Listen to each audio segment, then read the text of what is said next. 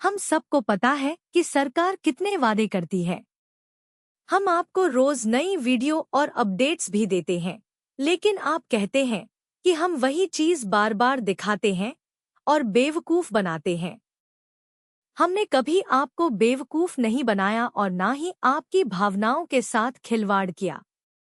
हमारा मकसद हर वक्त आपको सच्ची और असली खबरें देना है। अगर आपको हर वक्त सिर्फ अच्छी बातें सुनने की आदत है, तो ये गलत है। हम आपसे निवेदन करते हैं कि आप हमें सपोर्ट करें, वीडियो को ज़्यादा से ज़्यादा शेयर करें, लाइक करें, ताकि हमारी आवाज़ सरकार तक पहुंचे और ज़रूरतमंद लोगों को मदद मिल सके। साथ ही हमारा चैनल ज़्यादा से ज़्यादा लोग सब्सक्राइब करें। आजकल लोग फालतू की बातों को ज़्यादा महत्व देते हैं, लेकिन काम की बातों को कोई समर्थन नहीं देता। अब फैसला आपके हाथ में है। ईपीएस 95 पेंशन हाइक, कर्मचारियों के लिए खुशखबरी, पेंशन में 12,500 रुपए की होगी बढ़ोतरी। ईपीएस 95 पेंशन योजना के तहत पेंशन योग्य वेतन सीमा को बढ़ाकर 25,000 रुपए करने का प्रस्ताव है, जिससे कर्मचारियों की मासिक पेंशन 12,500 रुपए तक हो सकती है। इस बदलाव से लाखों पेंशन धारकों को लाभ मिलने की उम्मीद है। सरकार ने ईपीएस 95 कर्मचारी पेंशन योजना पेंशन धारकों के लिए एक महत्वपूर्ण बदलाव की घोषणा की है। इस बदलाव के तहत पेंशन योग्य वेतन की अधिकतम सीमा को बढ़ाने की योजना बनाई गई है, जिससे कर्मचारियों की मासिक पेंशन में वृद्धि होगी। मौजूदा समय में ईपीएस 95 पेंशन योजना के तहत पेंशन योग्य वेतन की अधिकतम सीमा 15,000 रुपये है, लेकिन नए प्रस्ताव के अनुसार इसे बढ़ाकर 25,000 रुपये करने की योजना है, जिससे कर्मचारियों की मासिक पेंशन में 12,500 रुपये तक की बढ़ोतरी हो सकती है। ईपीएस 95 पेंशन योजना की मौजूदा स्थिति। ईपीएस 95 पेंशन योजना एक महत्वपूर्ण पेंशन योजना है, जिसे 1995 में संगठित क्षेत्र में काम करने वाले कर्मचारियों के लिए शुरू किया गया था। यह योजना ईपीएफओ द्वारा संचालित की जाती है और इसका लाभ उन्हीं कर्मचारियों को मिलता है जिन्होंने कम से कम 10 वर्षों तक सेवा की हो।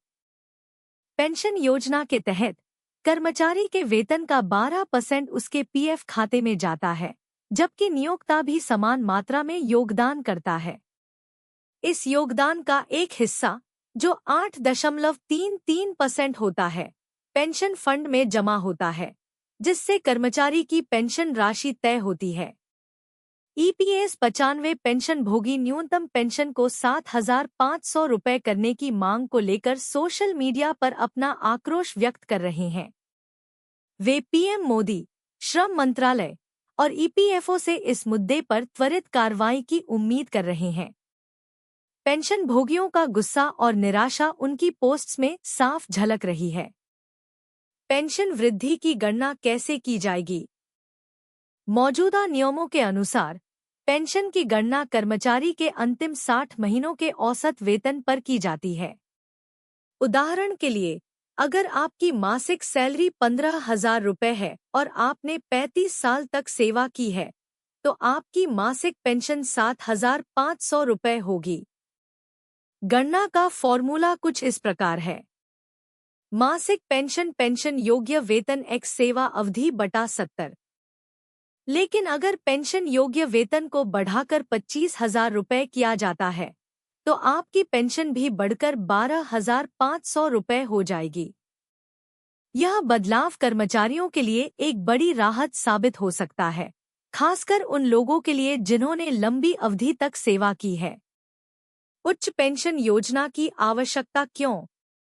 कई श्रमिक संघों ने यह मांग की है कि पेंशन योग्य वेतन की अधिकतम सीमा को 15,000 रुपये से बढ़ाकर 25,000 रुपये किया जाए। ऐसा इसलिए क्योंकि वर्तमान आर्थिक स्थिति में 15,000 रुपये की सीमा कर्मचारियों की जरूरतों को पूरा करने में असमर्थ है। इस प्रस्ताव को वित्त मंत्रालय के पास भेजा गया है, जहां इस पर विचार किया जा रहा है। अगर इसे मंजूरी मिलती है, तो लाखों पेंशन धारकों को इसका सीधा लाभ मिलेगा। निजी क्षेत्र के कर्मचारियों के लिए भी राहत। EPS 95 पेंशन योजना के तहत न केवल सरकारी कर्मचारी बल्कि निजी क्षेत्र के कर्मचारी भी पेंशन के हकदार होते हैं।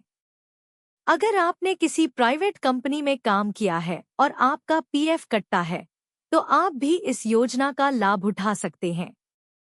यह योजना संगठित क्षेत्र में काम करने वाले कर्मचारियों के लिए है और इसमें शामिल होने के लिए कर्मचारी को 10 वर्षों तक नौकरी करनी होती है। रिटायरमेंट के बाद 58 वर्ष की आयु पूरी होने पर पेंशन मिलनी शुरू हो जाती है। मौजूदा पेंशन में अधिकतम सीमा। अगर मौजूदा नियमों के अनुसार देखा जाए तो 15,000 रुपये की पेंशन योग्य वेतन सीमा के तहत अधिकतम पेंशन 7,500 रुपये होती है। हालांकि इस पेंशन को बढ़ाने के प्रस्ताव के बाद अगर वेतन सीमा 25,000 रुपये कर दी जाती है तो पेंशन 12,500 रुपये हो जाएगी। यह बदलाव कर्मचारियों के लिए आर्थिक रूप से फायदेमंद साबित हो सकता है, खासकर उन लोगों के लिए जो अपनी नौकरी की सेवा अवधि को पूरा कर चुके हैं। EPFO द्वारा पेंशन में बदलाव की प्रक्रिया। EPFO, कर्मचारी भविष्य निधि संगठन, ने फिलहाल उच्च पेंशन योजना की गणना की प्रक्रिया की घोषणा नहीं की है। पेंशन गणना की प्रक्रिया में परिवर्तन आने पर अधिक जानकारी उपलब्ध कराई जाएगी। वर्तमान में कर्मचारी और नियोक्ता दोनों की ओर से योगदान के आधार पर पेंशन तय होती है और इसे बढ़ाने के लिए EPFO नई गाइडलाइंस जारी कर सकता है। EPS 95 के तहत कुछ अहम नियम। पेंशन का हकदार कौन है? कर्मचारी जो EPFO में योगदान देते हैं और 10 साल की सेवा पूरी कर चुके हैं, वे पेंशन के हकदार होते हैं। हालांकि पेंशन का लाभ 58 साल की उम्र पूरी करने के बाद ही मिलेगा। 50 साल की उम्र के बाद भी पेंशन ली जा सकती है, लेकिन इसके लिए पेंशन में कटौती होगी। पेंशन से पहले नौकरी छोड़ने पर क्या होगा? अगर कोई कर्मचारी 50 साल से कम उम्र में नौकरी छोड़ता है, तो उसे पेंशन के लिए 58 साल तक इंतजार करना होगा। अगर नौकरी की सेवा अवधि 10 साल से कम है, तो पेंशन फंड का पूरा पैसा निकाला जा सकता है। EPS 95 पेंशन योजना के तहत पेंशन योग्य वेतन में बढ़ोतरी का प्रस्ताव कर्मचारियों के लिए एक बड़ी राहत साबित हो सकता है। इससे न केवल उनकी मासिक पेंशन में वृद्धि होगी, बल्कि उनकी आर्थिक स्थिति भी मजबूत होगी। कर्मचारी पेंशन योजना 1995 EPS 95 के तहत न्यूनतम पेंशन को 7,500 रुपये करने की मांग जोर पकड़ रही है।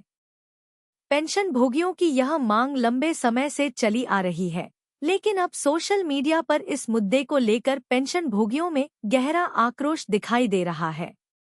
वे अपनी आवाज को श्रम मंत्रालय, कर्मचारी भविष्य निधि संगठन EPFO और प्रधानमंत्री नरेंद्र मोदी तक पहुंचाने के लिए हर संभव प्रयास कर रहे हैं।